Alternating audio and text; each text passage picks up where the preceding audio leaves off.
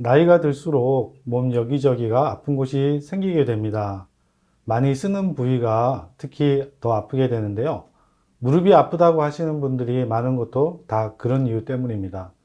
우리나라 사람 중에서 중장년층의 약 3분의 1 이상이 무릎 퇴행성 관절염이 있다고 하니까 정말 많은 환자분들이 있으신 거죠.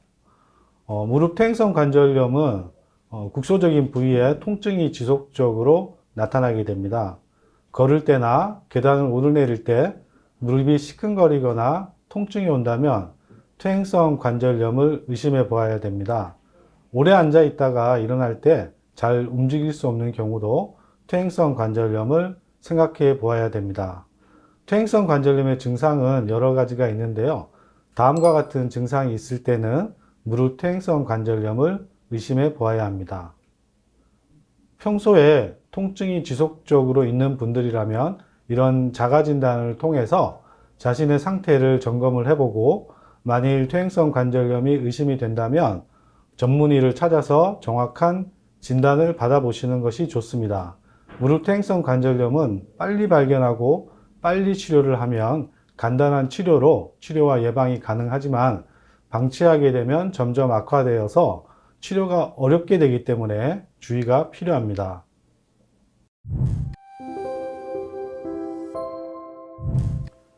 퇴행성 관절염은 보통 노화가 진행되면서 관절과 연골의 증상이 나타나기 때문에 50대나 60대에 발병하는 경우가 많습니다. 하지만 젊은 나이라도 안심할 수는 없습니다. 활동이 많으신 분들은 40대에서도 퇴행성 관절염이 발생을 할 수가 있고요. 과체중이라든가 비만이 있거나 과도한 운동으로 관절에 무리가 갔을 때는 20대에도 발생을 할 수가 있습니다. 최근에는 이런 젊은 층에서 20, 30대의 퇴행성 관절염이 점점 늘어나는 추세에 있습니다. 많은 사람들이 퇴행성 관절염은 노인에게서만 나타나는 질환이다 라고 생각하는 분들이 많은데 이처럼 다양한 연령대에서 나타날 수가 있기 때문에 나이가 젊다고 해서 방심하면 절대로 안 되고 무릎에 이상이 있다고 판단이 들면 즉시 병원을 찾아서 전문의와 상담을 받아보시는 것이 좋겠습니다.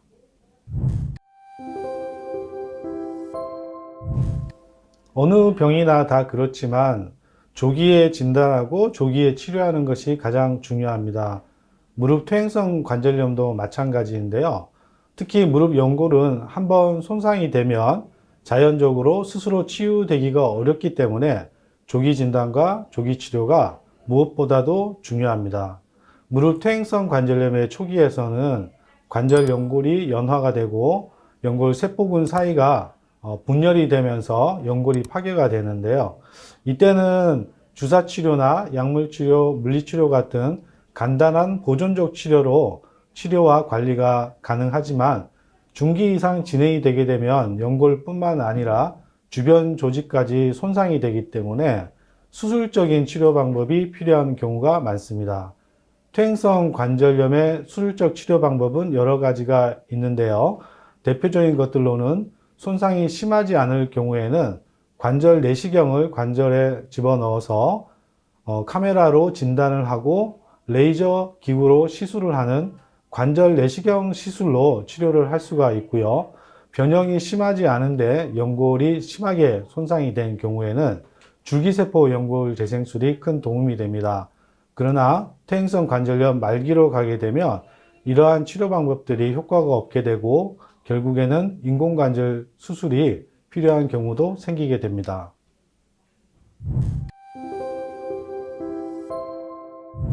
퇴행성 관절염은 비만이라든가 과체중이 있든지 과도한 운동으로 관절에 무리가 갔을 경우에 발생할 수가 있습니다. 그래서 퇴행성 관절염을 예방하기 위해서는 그와 반대로 과도한 운동이나 관절에 무리가 갈 수 있는 동작들은 가급적 피하는 것이 좋고 평소에 체중 관리를 통해서 몸무게를 줄이고 적절한 체중을 유지하는 것이 관절염 예방에 좋습니다. 평소에도 쪼그려 앉는 자세라든가 오래 양반다리를 하고 있는 자세라든가 계단을 많이 오르내리는 동작은 퇴행성 관절염을 악화시킬 수 있기 때문에 가급적 피하는 것이 좋습니다.